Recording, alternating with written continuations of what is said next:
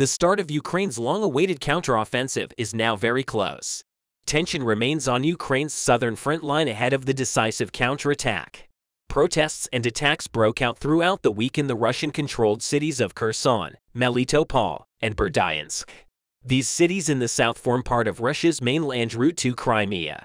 Ukraine frequently attacks this route to cut off the land route between Crimea and Russia. It is also exposed to airstrikes in Bryansk, Belgorod, Rostov, and Krasnodar border cities of the Russian Federation in the west and south. Russia's hands are tied in the face of these attacks. The main target of these attacks is the liberation of all occupied Ukrainian lands, especially Crimea. Especially in recent days, attacks on critical supply lines have put Moscow on red alert. At least 6 explosions were heard near the Russian-occupied Melitopol in the Zaporizhia Oblast the other day. Melitopol serves as an important railway hub for Russian forces in southern Ukraine and plays a crucial role in connecting occupied Crimea. According to the exiled mayor of the city, Ivan Fedorov, 5 explosions were heard in Melitopol. The explosions caused heavy smoke north of Melitopol. At least 1 explosion was also reported on a railway in the Dolinska district near Melitopol. Russian forces were using this railway to transport military equipment and personnel from Krasnodar via the Kerch Bridge from the Crimea line to Donbass and Mariupol. Melitopol, a city with a population of about 150,000, has been under Russian occupation since late February 2022. Another important logistics and supply center providing supplies to the Russian troops is at the focal point of the attacks in Berdyansk. A long-range attack hit the Russian-held port city in the Sea of Azov. The attack on Berdyansk is another example of Ukraine's ability to hit Russian targets far beyond the front lines.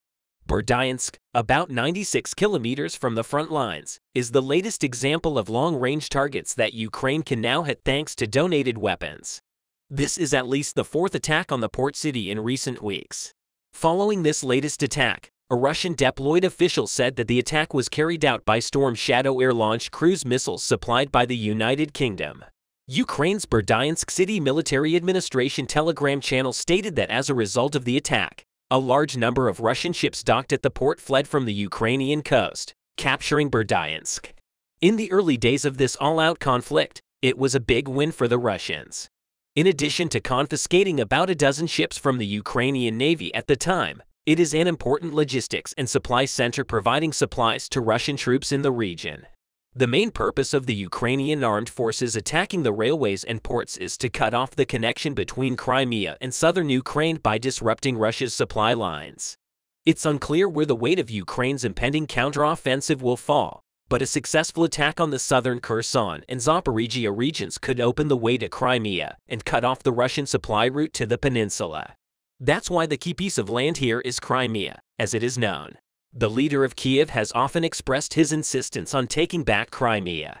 Zelensky's insistence gained meaning with the plans made. Let's take a closer look at Ukraine's plan for Crimea.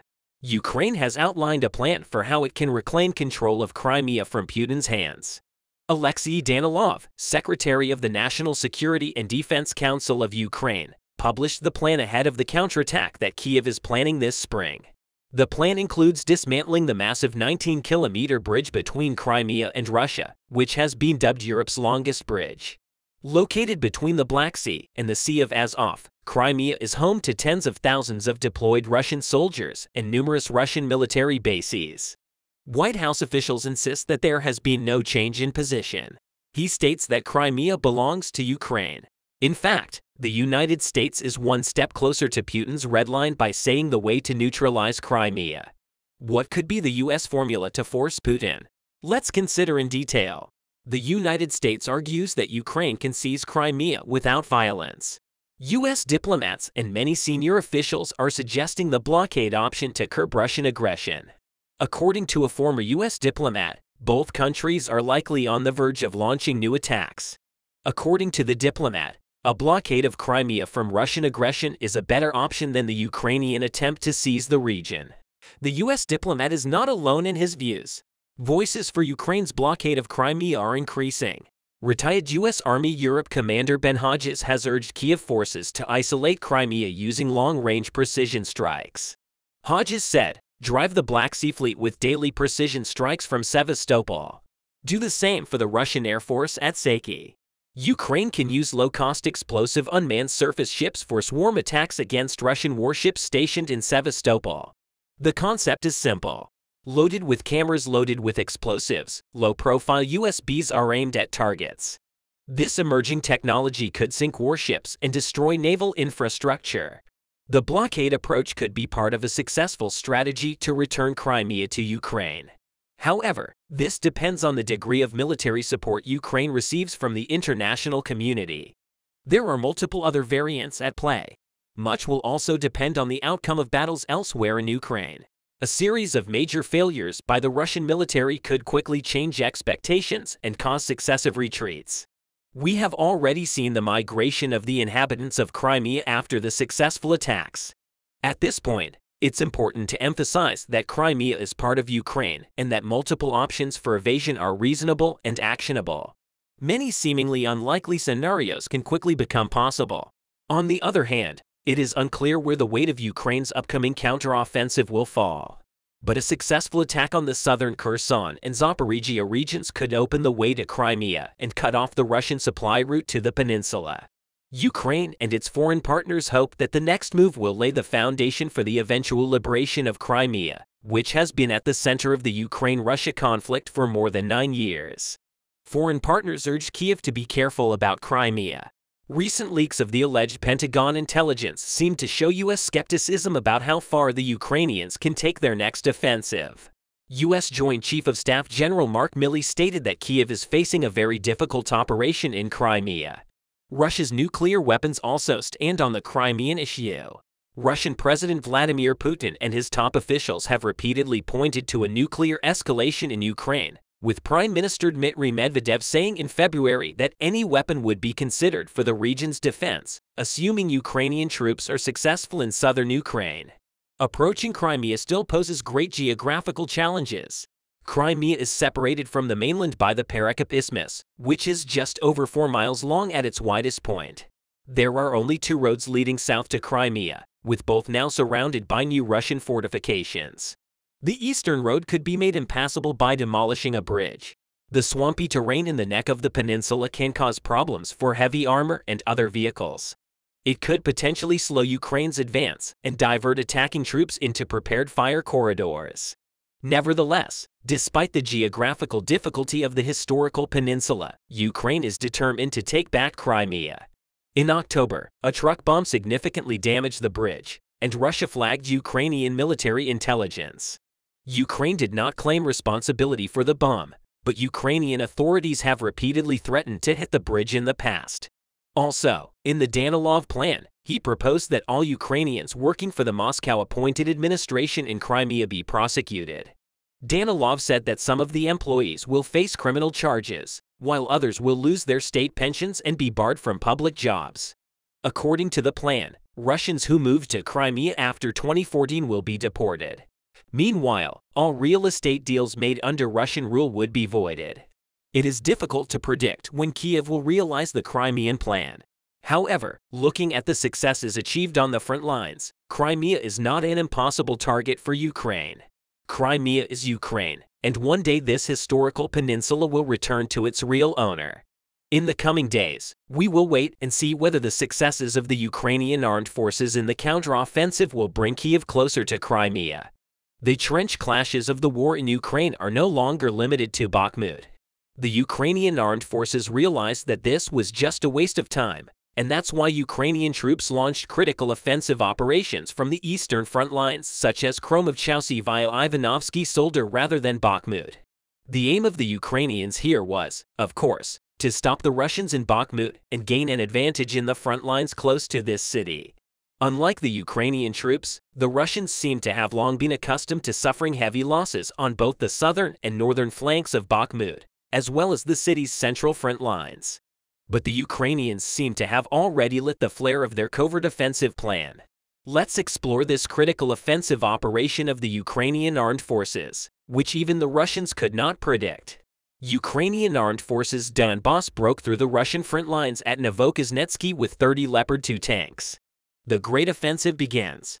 On the other hand, deliberate shaping operations to weaken Russia's defenses continued to take place not only here, but in many directions for a long time. As the brutal war for Bakhmut in Donetsk Oblast seemed to be coming to an end, Ukrainian forces took advantage of the conflict between the Russian army and the head of the Wagner Group, Yevgeny Prigozhin. Kiev troops launched successful local counterattacks on the northern, southern, western, and eastern flanks of the city, forcing Moscow to leave this area. In short, the Ukrainians have surrounded the Russians from all sides in Bakhmut. As we told you, the Ukrainians continue to trap the Russians in Bakhmut and attack from the other front lines. Earlier today, the Russian Ministry of Defense claimed that its forces had repelled a major offensive in Donetsk province in eastern Ukraine. Troops of the Ukrainian armed forces have launched ground attacks in multiple sectors as a possible curtain lift for Kiev's long-awaited counteroffensive. The aim of the Ukrainian armed forces was to break through the Russian lines in weakly held sectors. Ukrainian forces engaged in heavy clashes near the village of Novokuznetsky in the southern Donbass region.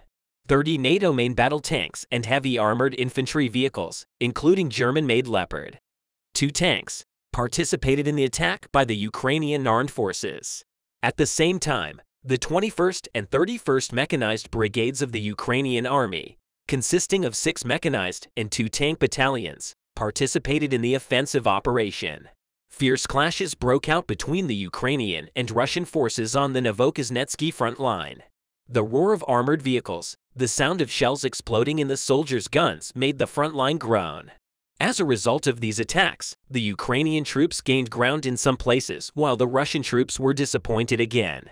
Russian troops took heavy casualties as a result of the operation. In addition to Kremlin-related information, platforms reported that German Leopard tanks were used for the first time in combat. Ukraine's Deputy Minister of Defense, Hanna Maliar, said in a statement after this offensive operation that Ukraine has advanced from 200 meters to 1,100 meters in some areas around the eastern ruined city of Bakhmut in the last 24 hours. Kiev hoped that the long-awaited counteroffensive would mark a pivotal moment in the war and wanted to retake a significant part of the Russian-occupied territory. Molotov's statements are that these wishes of the Ukrainian forces have come true. While the situations in Donetsk Oblast continued to contribute to the plans of the Ukrainian army, the breaking news from the southern front lines was at a critical level for both sides of the war. Ukraine's Security Council Secretary Alexei Danilov stated that there can be no doubts that Russia caused the collapse of the Kakhovka Dam on the Dnipro River in the southern region of Kherson. Since the area has been occupied since the beginning of the Russian occupation, Secretary Danilov also stated that Ukraine will now face pressure to accept peace talks. In addition, Secretary Danilov reiterated Ukraine's position that negotiations cannot be held until Russian forces leave Ukrainian territory. Kiev announced a few months ago that the dam had been removed by Russian forces, claiming that Moscow blew up the dam to prevent Ukrainian troops from crossing the Dnipro to attack Russian forces.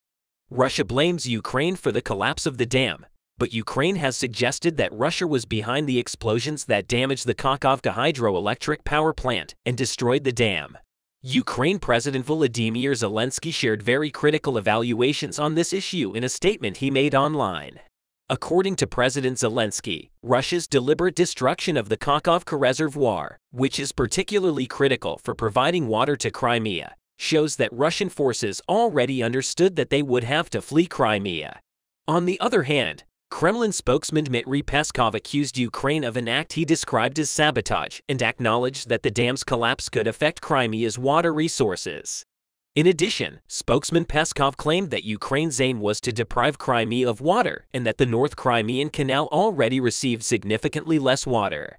The Russian-appointed governor of Crimea, Sergei Aksyonov, has already confirmed that the North Crimean Canal risks becoming shallower. Now, this critical situation can be of use to the Ukrainian forces because the dam played an important role in the survival of Crimea, because an important channel of the Kakhovka reservoir fed the Crimean Peninsula, which President Putin valued most. In addition, many Russian positions and trench lines in Kherson were also flooded after the dam collapsed. For this reason, Ukrainian forces can reach the farthest reaches of Kherson and target Crimea with missiles much more easily. As you know, the range of the Stormy Shadow missiles supplied by the United Kingdom to the Ukrainian army is about 300 kilometers. Therefore, the Ukrainians can use the situation of the Russian troops in Kherson to flee from the flooded trenches. With the destruction of the dam, Storm Shadow missiles can be sent to the peninsula from the areas of the Kherson region closest to the Crimea. Even US officials and British officials argue that the Western weapons they sent to the Ukrainian army can be used in attacks against Crimea. The US and UK Ministries of Defense granted this privilege to the Ukrainian army. United Kingdom Defense Minister Ben Wallace approved the use of weapons sent to Kiev in attacks against Crimea after former Russian President Dmitry Medvedev targeted the UK. Medvedev, you may remember, declared that the United Kingdom should be among Russia's targets, just like Ukraine. After this striking statement, the United Kingdom argued that it would both increase military aid to Ukraine and that Kiev should take much tougher stances against Russia. Considering all these, we can see that the chances of the Ukrainian army towards Crimea have increased much more. In the coming days, we will see together whether the great Ukrainian offensive that started in Bakhmut will result in the liberation of Crimea. Ukrainian leader Volodymyr Zelensky promised this. Russian leader Vladimir Putin's hopes are officially dashed. The military supply train sent by Putin, which he was preparing for a new attack on Ukrainian territory, was completely blown up by the Ukrainian army in a major operation with the destruction of the military ammunition train, which was detected by the US intelligence service. The Kremlin has officially risen up on red alert. After 16 months of active occupation of Ukrainian territory, the Russian army no longer has the strength it had in the first months of the war. The Ukrainian army, which started to get stronger as the duration of the war lengthened, continues to strengthen its strength with the incoming aid while increasing its operations against the regions under Russian occupation and trying to take back the regions it has lost in recent weeks. Pro-Ukrainian Russian troops have organized an operation within the borders of Russia and seized Russian territory, causing a great panic in the Kremlin. Unable to believe that Ukrainian forces have advanced to Russia's borders, Putin has made a strategic shift and is moving to launch a new attack on Ukrainian territory. In recent weeks, Belarusian President Alexander Lukashenko and Russian leader Vladimir Putin have held a highly secret meeting, but no details of the meeting have been disclosed. However, with Vladimir Putin's deployment of troops and ammunition to the Belarusian border, it was determined by the intelligence forces that Russia would organize a new attack on Ukrainian territory through the Belarusian border. The last ammunition train to be sent by Putin, who has been trying to mass troops on the Belarusian border by hiding it from the press for a long time, was detected by the US intelligence service and reported to the Ukrainian forces. Immediately following this US intelligence, the Ukrainian forces organized a massive air operation and destroyed this ammunition train. After this operation of the Ukrainian forces, all of Putin's attack plans were thwarted. Recently, on the orders of Russian leader Vladimir Putin, Russian General Valery Gerasimov decided that a large train of military shipment for Russian troops deployed on the border with Belarus would depart. However, the recent success of the Ukrainian forces and several operations against the Russian army caused Gerasimov to change his plan and ordered this shipment to be carried out by train. The Russian government wanted to keep this shipment as secret as possible, but the large armored vehicles and tanks on the train attracted a lot of attention. While the train was still traveling within the borders of Russia, the people of the region recorded the train on video and shared these videos on their social media accounts, leaving messages of praise for Russia. In a short time, the video was taken by the local people, which started to have a great repercussion on social media, attracted the attention of the US and Ukraine. The US intelligence service investigated this video with a great deal of work and determined that the video was shot and published on the same day. In response to the situation, US intelligence officers tracked the Russian military delivery train through satellite images and determined the route it would follow and realized that this delivery train had heading towards the borders of Belarus. With this situation fully clarified, US intelligence officials contacted Ukrainian troops and informed them of the route of the Russian military train. Valery Zaluzhny, the chief of Ukraine's general staff, said that the train was sent from Belarus for a new attack on Ukrainian territory. He has launched a major effort to prevent the military train from entering Belarus in any way. After the Ukrainian forces were informed about the route of this Russian delivery train, an operation was launched to neutralize the train as soon as it entered the Ukrainian borders. The Ukrainian general, who held a meeting with Ukrainian troop commanders in the city of Chernihiv, a region close to the railways where the train is currently moving, informed the Ukrainian army near the route of the train. With the notification of these routes, Ukrainian forces in the Chernihiv region took immediate action. As it is known, the city of Chernihiv is one of the closest regions of Ukraine to the Russian border. The Ukrainian army deployed two long-range HIMARS missile systems in the region so that Russian forces could not carry out any attacks in this region. The Ukrainian forces, which would respond to the attacks of the Russian army with these systems, would do the opposite in this operation and inflict a major blow to the Russian army's delivery train. The Ukrainian general, aware of the situation, stated that this delivery train could be completely destroyed with the HIMARS missiles deployed before the troops. The Ukrainian forces, which carried out reconnaissance flights in the region with unmanned aerial vehicles, pressed the button of the planned air operation. When the Russian train reached the Zhodova region and the drones started to take off one by one with the firing of HIMARS missiles deployed in the city of Chernihiv, Ukrainian forces ensured that these missiles reached the heart of the region within minutes. 3 of the 6 missiles successfully hit the target, and the Russian army's ammunition and weapons needed for a major offensive were blown up within seconds. The flames that emerged with the effect of the explosion reached meters high. According to information obtained from Telegram sources, local people living in the region stated that this explosion showed its effect even kilometers away. At the same time, the people living in the region thought that the Russian army was organizing an attack at first. But hours later, the real face of the incident was learned. This major operation organized by the Ukrainian forces brought a big noise to Ukraine with the destruction of the Russian delivery train. There was a great panic in the Kremlin palace. Kremlin officials who did not know what to do could not make any statement. The reason for such a big panic was that this train was carrying weapons and ammunition for thousands of soldiers who were kept ready on the Belarusian line. The Russian soldiers who had been deployed in the area beforehand were officially disarmed by this operation organized by Ukrainian forces. The spokesperson of the Ukrainian General Staff made several statements about the operation and said that 8 Russian armored vehicles and a large number of ammunition and weapons on the train were destroyed. Recently, the number of these air operations organized by Ukrainian forces has increased considerably. Ukrainian forces, which are organizing operations with advanced technological weapons, are defeating Russian forces at many points. The Russian forces, which made a comfortable progress in Ukrainian territory in the early days of the war, started to lose the Ukrainian territories they currently hold. This is thought to be thanks to the aid provided to Ukrainian forces by Western countries. The Russian army, which attempts to invade with very old weapons, cannot counter the advanced weapons of Ukrainian forces and is in need of defeat. This situation, which has caused great tension within the army, has started to cause Russian soldiers to flee from the army.